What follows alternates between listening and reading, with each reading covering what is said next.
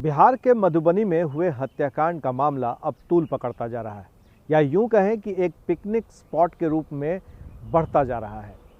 पहली बार यह चर्चा में तब आया जब बिहार सरकार के मंत्री, नीतीश कैबिनेट में मंत्री नीरज सिंह बबलू, जो बीजेपी कोटा के हैं, उन्होंने इस हत्याकांड को नरसंहार करार दिया।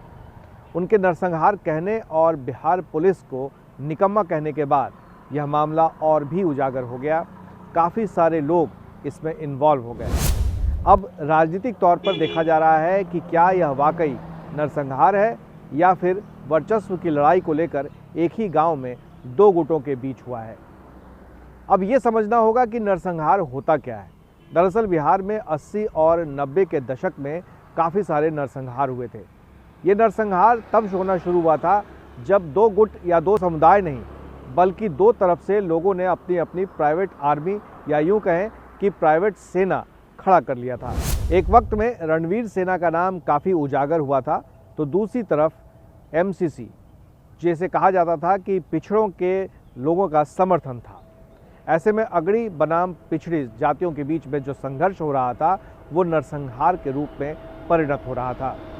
अब सवाल ये उठता है कि क्या उन नरसंहारों के दौर को और ये जो मधुबनी में नरसंहार कहा जा रहा है, क्या वाकई ये दोनों मिलता जुलता है?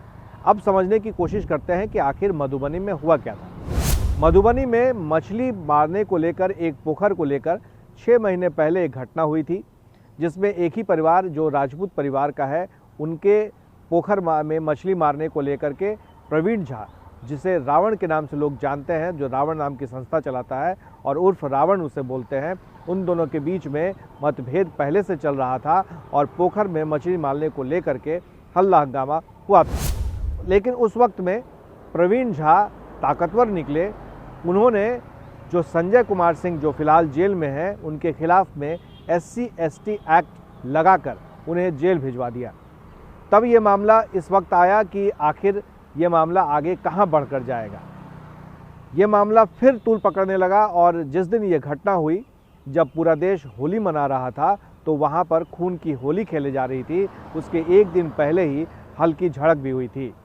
उसके बाद से ये जो प्रवीण झा नामक शख्स है, जो मुख्य आरोपी है, उसने गोली दागना शुरू कर दिया और एक के बाद एक परिवार के 3 लोग मारे गए और साथ ही एक ही जाति के 2 लोग भी मर गए।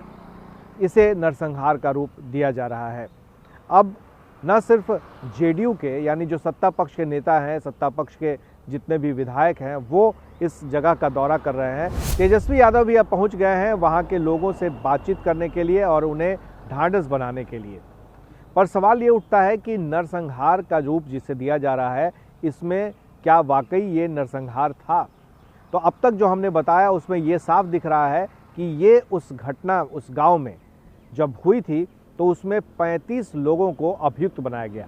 और आपको जान के आश्चर्य होगा कि इसमें जिस जाति के लोगों की हत्या हुई है, उनके तरफ से जिन्होंने FIR दर्ज कराया है, उसमें 13 राजपूत जाति के भी लोग हैं, जबकि ब्राह्मण जाति से 18 लोग अभियुक्त बनाए गए हैं और बाकी जो हैं वो दूसरी अन्य जातियों के लोग हैं। 35 लोगों को अभियुक्त बनाया गया है। हालांकि जो नरसंहार होता था उसमें एक ही जाति के लोग या एक ही समाज के लोग होते थे, जिनके ऊपर गोलियां दागी जाती थी और बेरहमी से उनकी हत्या की जाती थी, और ये सब पूरा आरोप लगता था दूसरी जाति के ऊपर। लेकिन ये बात ये भी देखना होगा कि तेजस्वी यादव ने भी हिम्मत दिखाई और इस जगह पर जा कर के उन लोगों ने वहाँ के लोगों से बातचीत की, उनके घर वालों को ढांढस बंधाया। इसके पहले जो नरसंहार होते थे उस दौर को भी मैंने देखा था। वहाँ पर अगर पिछड़ी जाति के लोगों की हत्या होती थी तो अगड़ी जाति के नेता वहाँ जाने से बचते थे, क्योंकि उनके साथ बदसलूकी होती थी और उन्हें उस जगह से भगा दिया जाता था। ठीक उसी तरह से अगर अगड़ी जाति के लोगों की हत्या होती थी तो वहाँ भी दूसरी जाति के लोग नहीं जाते थे डर से। लेकिन इस बार अगर नरसंहार वाकई होता तो ये गुस्सा, अगर जातीय हिंसा हुई होती तो शायद नेता ताकत नहीं जुटा पाते वहाँ जाने की।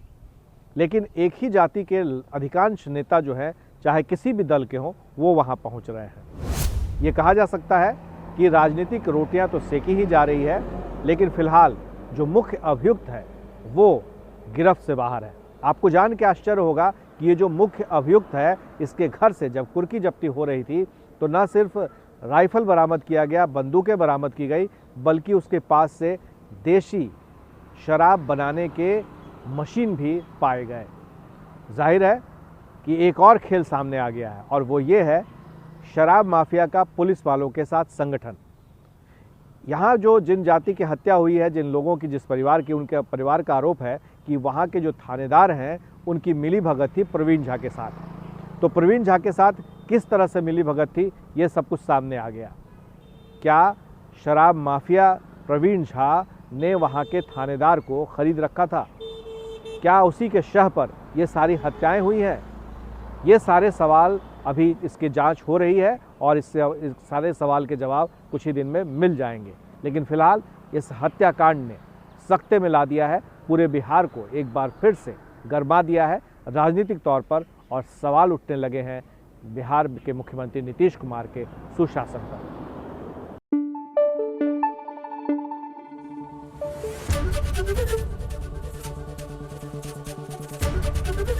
एबीपी न्यूज आपको रखे आगे।